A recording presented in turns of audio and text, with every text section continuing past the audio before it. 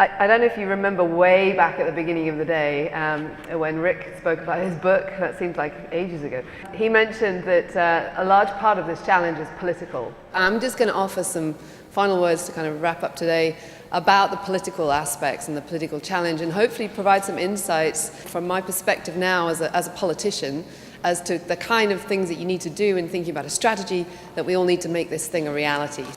So I am a politician, I'm sorry about that. I'm a member of the House of Lords in the UK, and it's actually a delight to be here addressing an audience that's actually a lot younger, and the average age of the Lords is 69, so that tells you something about.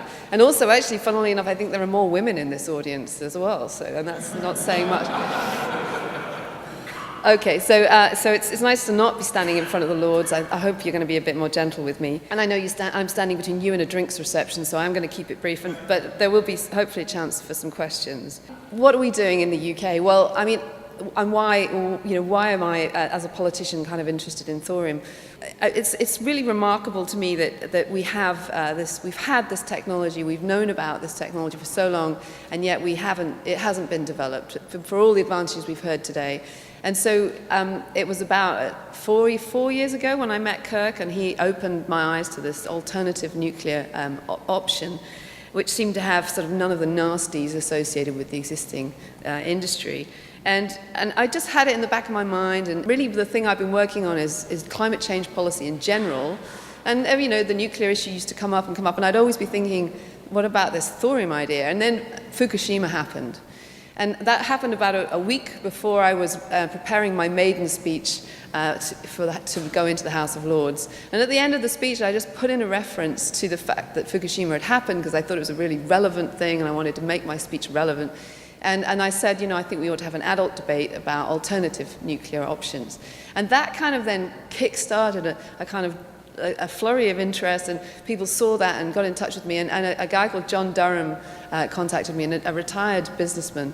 And he had some money and some time to dedicate to advocating thorium, and he wanted to set up an organization. And I had the idea of setting up an organization. I had no money and no time, but I had a good name for it, and that was the Weinberg Foundation. So I said to John, look, why don't we join forces and let's establish an organization in Alvin's memory, in his honor, really, to try and ensure that his legacy, which I believe should be far greater than it is actually brought to life, and we see this second era of nuclear that he always dreamt about. And the quote that was put up earlier today about him not being around to see it, I think is a real sadness that we didn't do it earlier. But let's all, work in his name and try and make this a reality.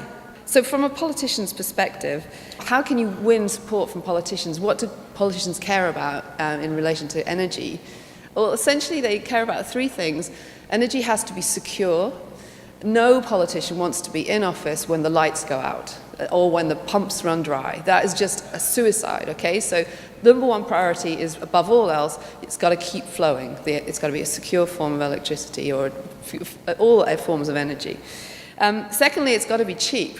The other great thing that politicians hate is people grumbling about rising fuel costs or rising bills. So security and cheapness are the most important factors. And then the cleanness or otherwise, whether it pollutes or how bad it is for the planet is really a third thing. It shouldn't be.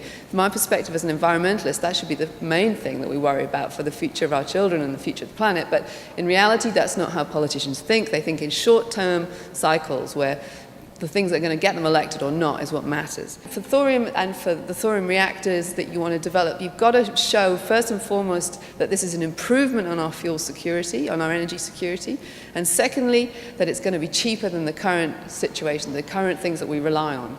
And I think that's actually, those two things are eminently feasible with the designs and the combination of thorium and molten salt reactors. I genuinely think you can tell a very good story about that. So that's the thing to lead on. And I think the fact that it's cleaner and it's going to save the planet is a nice add-on. But that's kind of the approach I would recommend. I think the other thing that's crucial, and I don't mean to sound, I don't want to do anyone down in this, but who does the lobbying and how you present yourself is so important. The politicians are really risk averse. They don't like taking a punt on something that hasn't got a track record. So, in order to win this, you are going to have to build coalitions of people with a proven track record of making things change. So you're going to have to build coalitions of people who are out there doing things that have got recognizable credibility in a politician's eyes, and then represent yourself with that coalition. And you have a great advantage here in using thorium and molten salt reactors, because you can build coalitions that are not the usual suspects. You don't have to you're not just talking to physicists and electricity companies. You can talk to chemical companies, industrial heat users, the medical research establishments. Because of all the co-products and co-benefits, you can attract names into this that are established in different industries, therefore carry credibility, but they can be disruptive to the existing power base, the existing utility companies, the existing energy companies. So that's what you're going to go out and do: collect those brands, collect that credibility, build those coalitions. And I think you can do it. And I think Kirk was saying to me today that this conference is perhaps the first one where we've seen a new audience coming to this conference who are investors and business people in different industries. And I think that'll just continue to grow. As this message gets out, more and more people are going to see that there's an advantage in this, and this disruptive but well-proven and known, credible coalition can come together.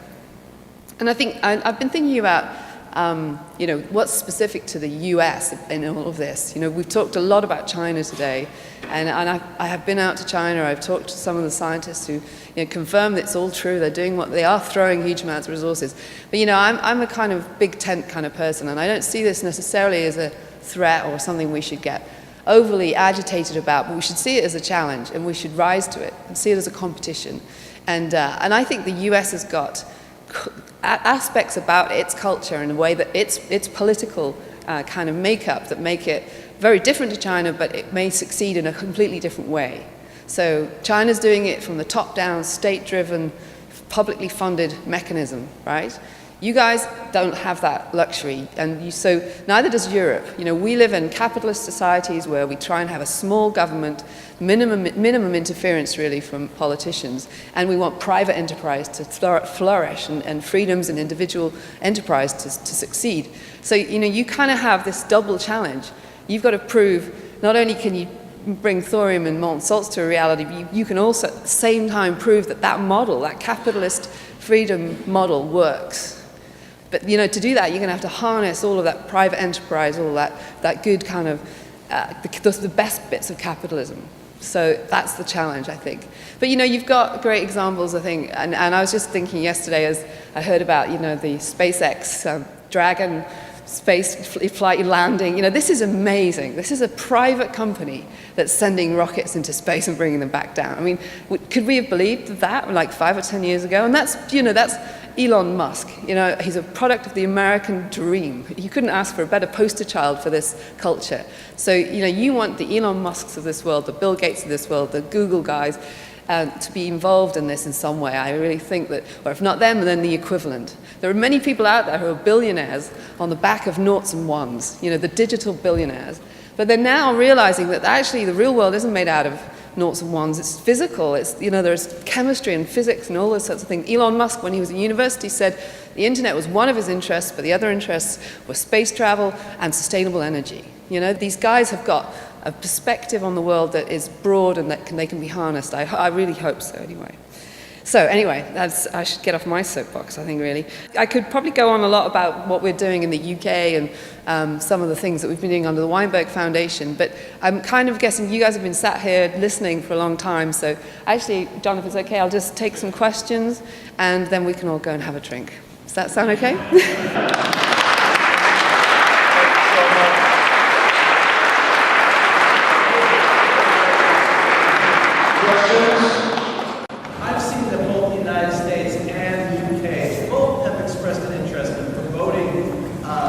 Young students to go into the STEM field, science, technology, mathematics. And well, one of the greatest examples of sort of STEM promotion has been the 1960s space program. I think both lots of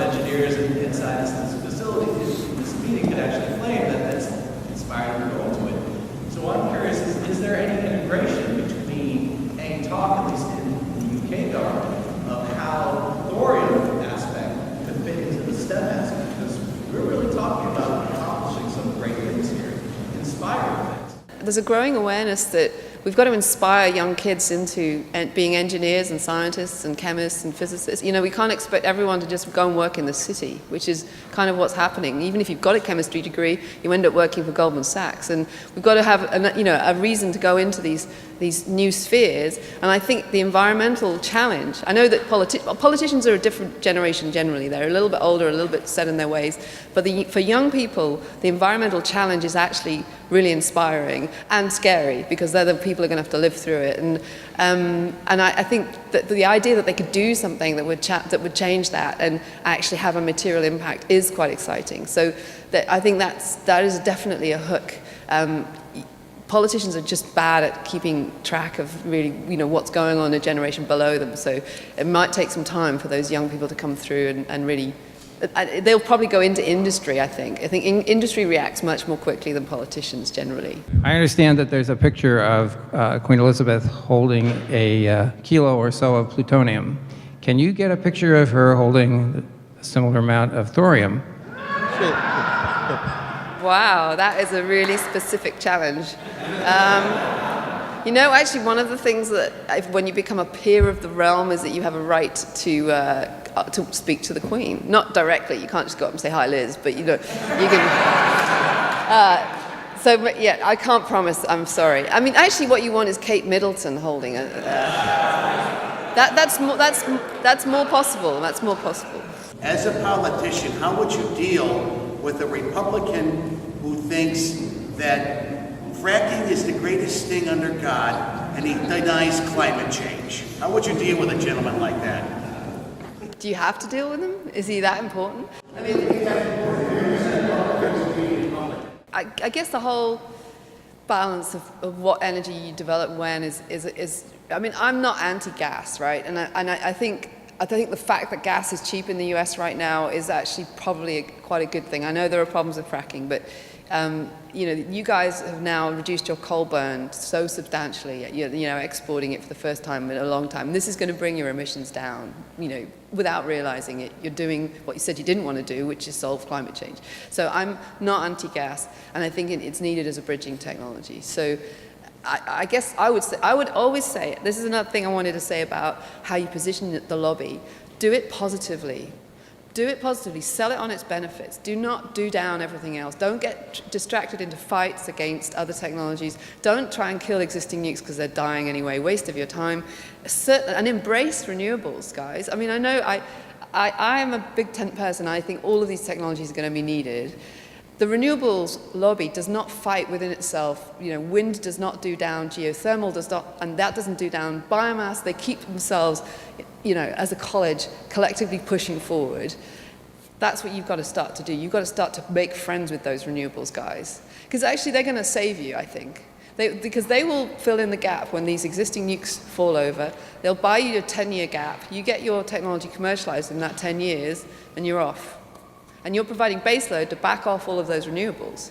So you're their friend. And not only that, I mean, Kirk's told me these wonderful facts, as we know, you dig out rare earth metals to make your magnets for your wind turbines, you get a load of thorium, so there's synergies. When you use concentrated solar power, you use molten salts as the coolant. So there are synergies. This is an all going forward together, and if we have an enemy, it's coal.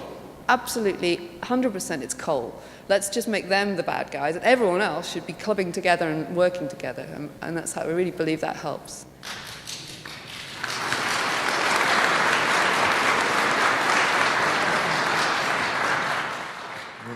I see politicians as experts in PR.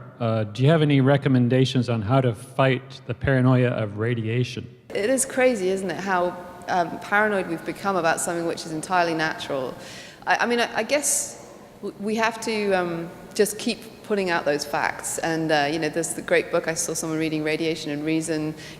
But that's too technical for a politician. You've got to get these messages down to really simple sound bites. That a banana is more radioactive, that sinks in, that does mean something. It is just a question of just keeping on saying it until you're bored of your own voice. And then by that stage, people will just about be starting to hear what you're saying. Maybe it is getting Kate Middleton to hold some thorium. Maybe that's it. I mean, honestly, we have to win the media over. And how do you get to the media? You need celebrities. I mean, it's such a horrible thing to say that, but it's true. And so, we'll have to do that. I'll take it as a note to myself, okay? I think that's about it. Thank you so much. You've been so incredibly generous. If you just stay here 1 second.